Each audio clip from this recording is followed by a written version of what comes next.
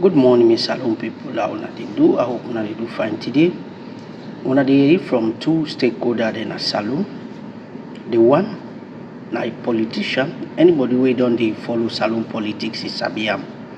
The other one na businessman, a private man, himself na stakeholder. Today, una dey can listen from Roddy Michael and engineer Andy Kelly. Andy Kelly na somebody wey dey follow salon politics is sabi am. He always hold a strong view about political affairs na salon. So they can give their own opinion wetin dem fit say if the government implement am for electricity business salon, it go look better. This na their own opinion dem get for say. And people dem get for dey come out and say things wey dem fit say na the way forward about the electricity crisis. So you can listen from Roddy Michael and engineer Adikali. Na stakeholder dem. Na people wey well known as salon. If you self you dey follow salon, whether na politics in terms of important things, and then two people there, you will able know them. But if you don't know, today na your opportunity for can sabi there now. Engineer Adikali and Roddy Michael, you will carry you from them. Then self they talk about the electricity crisis we will get, which is the way forward we government for put in place so that USA will come on for go back. So we give credit to Mr. Nyale because I host them two people there so they get this clip from now. So now thank you, share the video, like, comment, subscribe to my YouTube channel so you go get the gist then. Things that we supposed to know about salon, you go get away very important. Wanna thank you. Commercial laws, for example.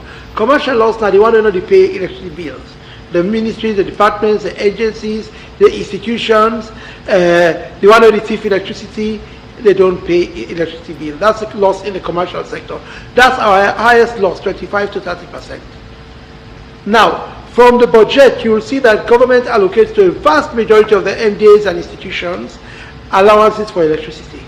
When Sorry Fofana was chairman of SALCA board, one thing where he do and learn what be like, he convinced government for divert all subsidy for internet to SALCA directly, and SALCA supply free internet to all the MDAs and institutions. But what it meant was that the subsidy the government they gave for internet was used by SALCA as funding. We should do the same. Government should remove all electricity subsidy to all MDAs. This is not a popular statement to them. I know some people go to listen now and say, we want the left, but not can bring that on radio. But it's the truth. Government has to stop all subsidies for electricity to MDAs, to institutions, etc. And pay directly to EDSA. Or let everybody go on prepaid meter. When you not put electricity in your meter, you not get electricity. Because we even with the prepaid, this now will surprise that ministries and agencies still. I do research in 2019-2020. There was a demand for a meter in Freetown, and I've been consult for an IPP. I come across this issue at EDSA. They were desperately trying to seek meters. No meters not be available in the country. So I do a research. I spend a lot of money hiring qualified engineers for good research for me.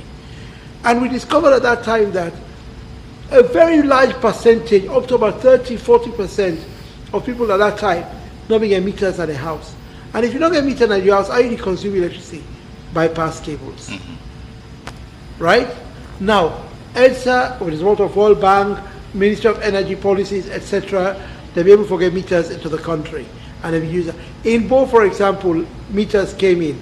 Kenima meters came in. The North meters came in. They appoint agents and agree on the price of meters. Western area we get an agent.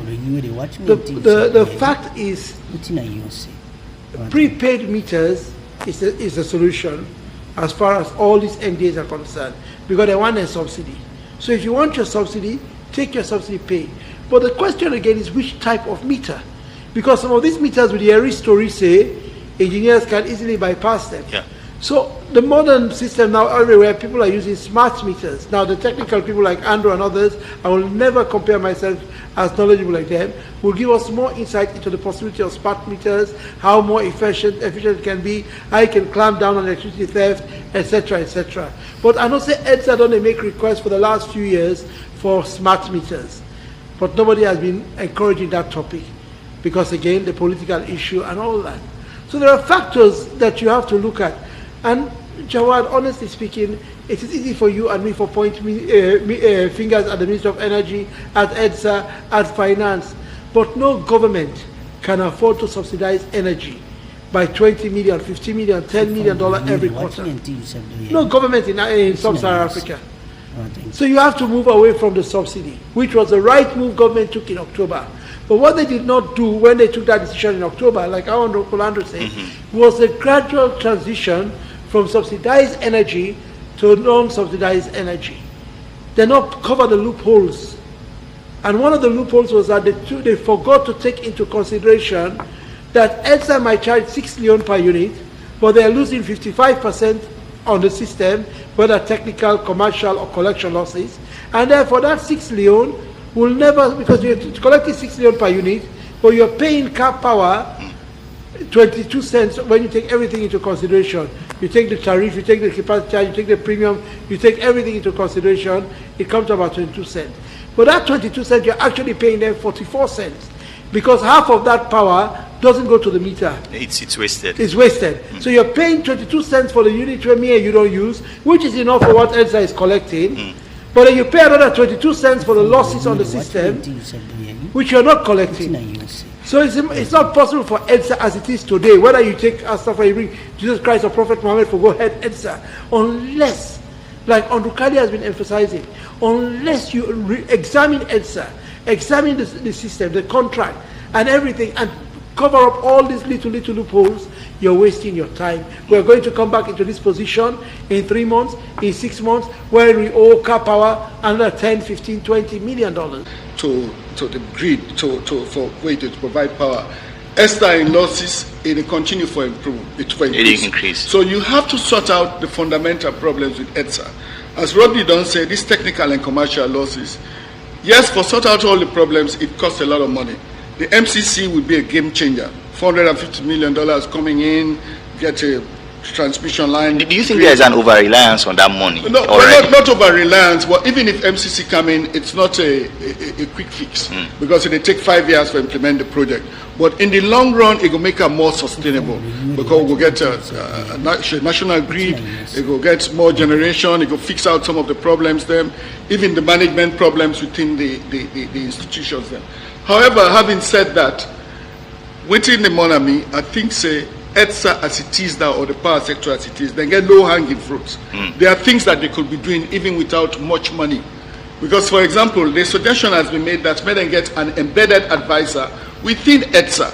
When you get an embedded technical advisor, obviously you get some half equipment then.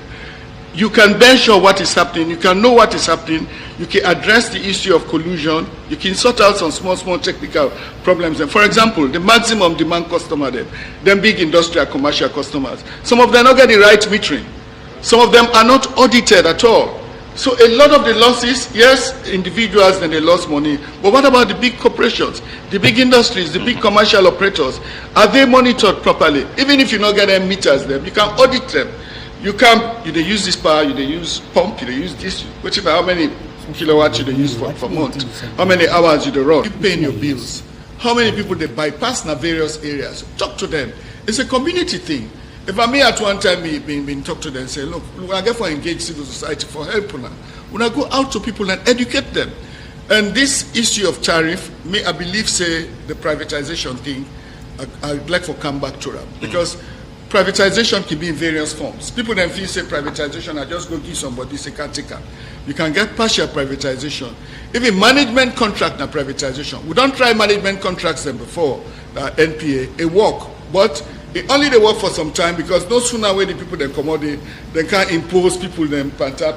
They begin politicize them, they begin meritocracy go out of the window, they begin appoint various people. So that is the problem. For maybe sustainable, get a concessionaire for run-up.